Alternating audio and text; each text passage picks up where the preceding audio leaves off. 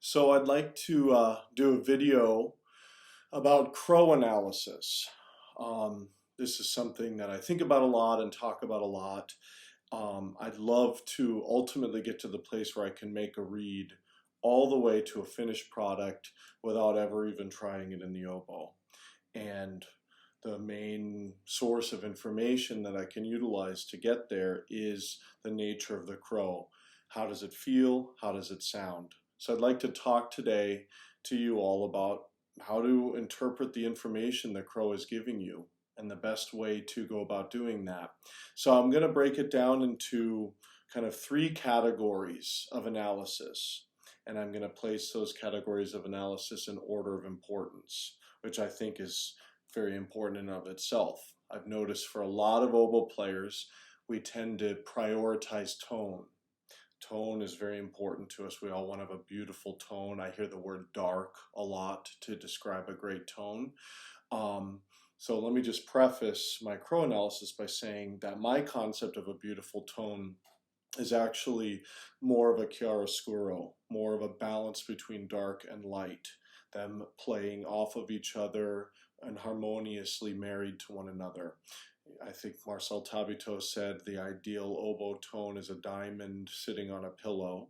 So it's sort of a play on that. We want something with a lot of ring, a lot of life, a lot of vitality. That's what gives it color.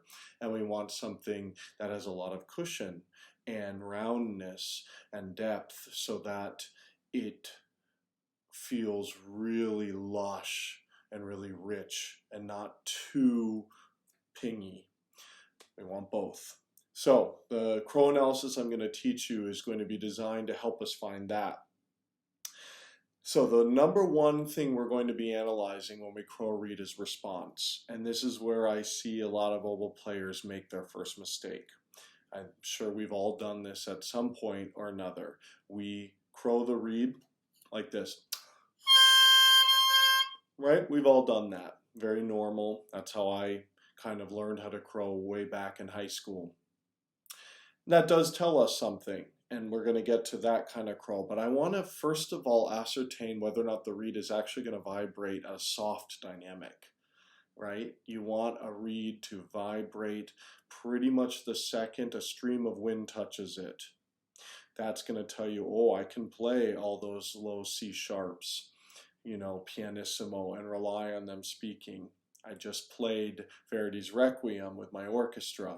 My wonderful second oboe player for the performance, Matt Lengus, had to play a bunch of triple piano, low Cs, low C sharps. So needed a reed that would vibrate with a very, very lean, not high volume stream of air. So that's the first thing we're going to test when we crow a reed, and the way to do that is to blow a pianissimo stream of air into the reed.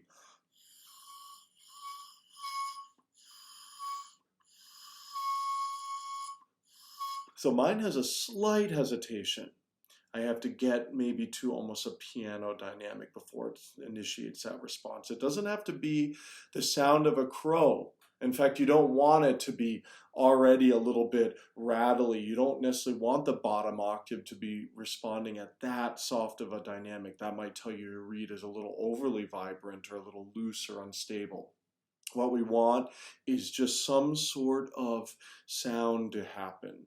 And it should ideally be in the pitch you're aiming for when you crow your reed, and we're going to get to pitch in a second. So I'm getting vibration pretty quickly on this reed, but I wouldn't say that it's absolutely flawless. What to do with all this information we'll get to perhaps on another video, but first let's just figure out how to analyze it. So after response, the next thing we're going to be analyzing is pitch. Tone is going to end up being down on the bottom of the hierarchy. What I've discovered is that when the response and the pitch are appropriately balanced, the tone tends to line itself up organically. So how do we analyze pitch? Well, this is where things start getting more and more subjective. You have a lot of different concepts out there about what kind of pitch you're going for. I'd say the most standard is a C. That's what I hear from most students I meet and work with. I'm going for a C crow. Every once in a while, pretty rarely, but every once in a while I meet people that go for a B crow.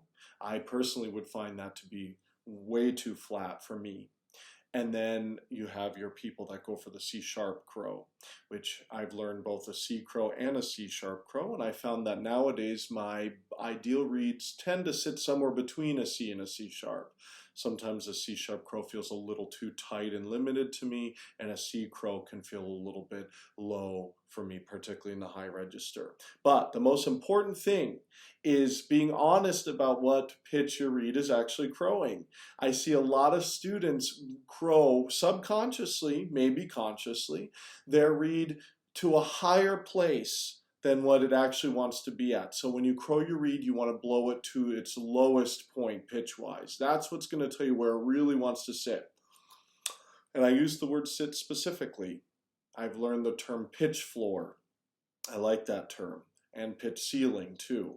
But right now we're talking primarily about the pitch floor. You want to blow the reed to its floor, and that's going to tell you, is it going to be stable? Is it going to sit up to pitch in the high register, or am I going to have to use a little bit of excessive energy to help the high register be up to pitch? So don't go when you crow your reed and blow it up to the ceiling. Do the opposite. You see, I got quite a big difference. Basically a half step difference in the crow based on how I blew into it. So very important when you're analyzing your pitch to blow it to the lowest point.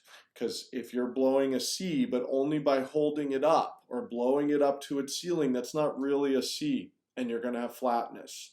And we're not going to get into playing yet today, but when I do talk to you about kind of the next step past analysis, I'm going to show you some tests you can do on the oboe to help reinforce the data that the reed is giving you, that the crow is giving you.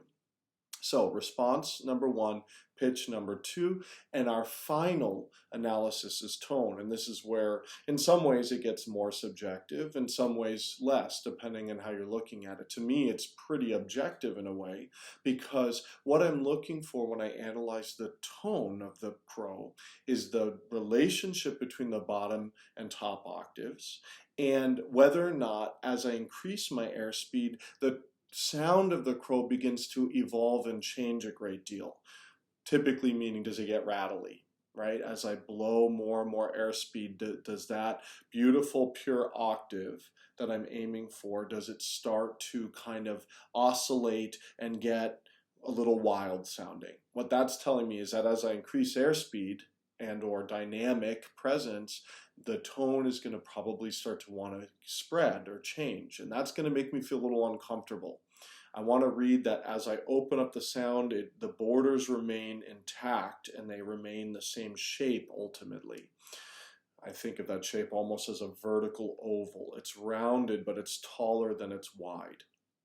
Okay, so one thing I'm really looking for in tone is, when does the bottom octave speak? For me, I prefer when the bottom octave comes out slightly after the top octave. Not too late. If the bottom octave is very hesitant to respond, that tends to mean the reed's going to be a little tight or shallow, not with enough depth. If the bottom octave responds too quickly, then that usually means the reed, for me, has a little bit of looseness. Okay, so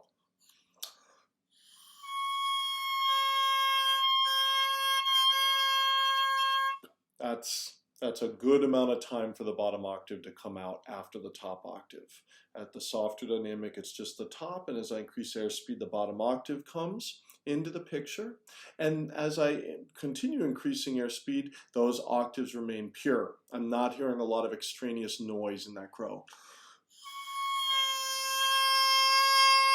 I'm blowing as hard as I can. Now, for those of us who do not get a bottom octave in our crow, which I've noticed with a lot of my students, a lot of students in general, they have trouble getting the bottom octave.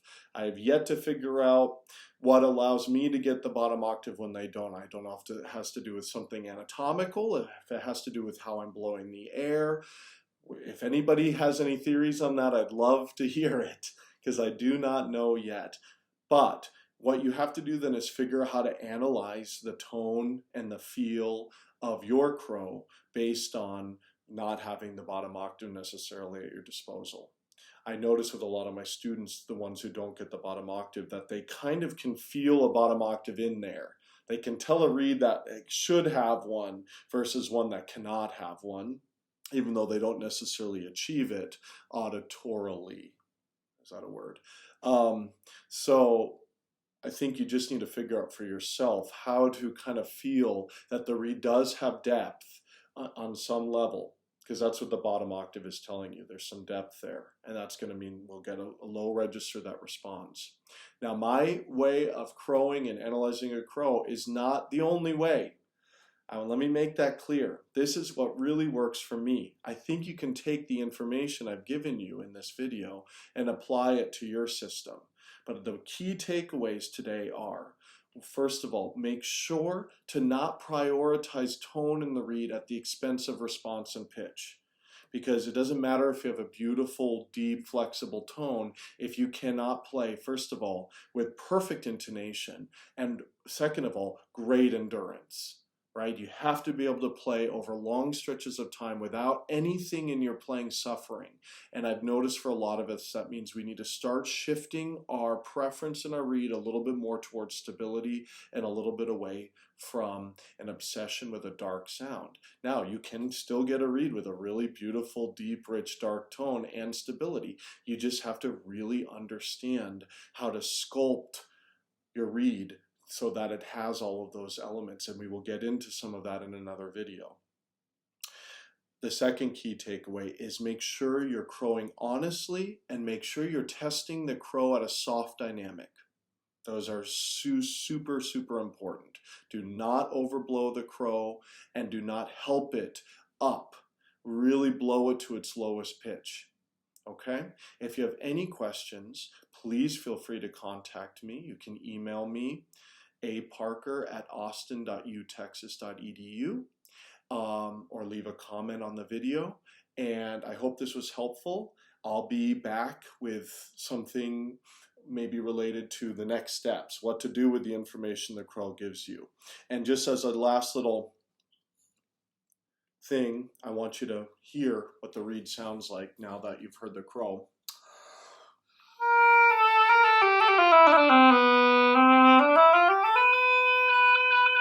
Of course, we got some water.